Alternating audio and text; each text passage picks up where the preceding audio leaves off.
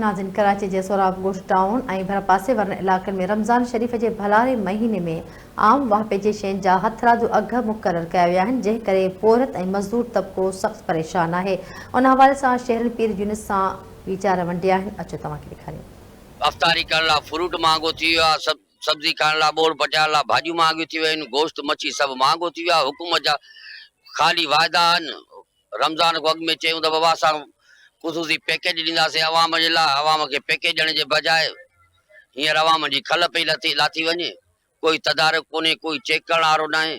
मच्छी महंगी, गोश्त महंगो, असांजी ॾियारी एतिरी न आहे जेतिरो माना जेको आहे महांगा पए। वञूं था असां वापारियुनि ॾे दुकान ते वञूं था, रेड़े ते वञूं था त उते मच्छी गोश्त पुछूं था त एतिरो अघु आहे, असां वापसि हलिया था वञूं। छा आहे त एतिरो असां वटि बैंक बैलेंस न हूंदो आहे जो असां माना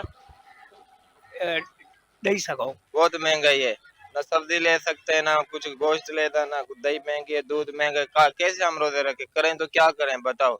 मजदूरी नहीं है, बेरोजगार हैं, सब्जी महंगी है, सब कुछ महंगा है, आटा में क्या करें। अभी तो रमजान शरीफ है, कैसे हम सहरी करें और कैसे हम अफ्तारी करें।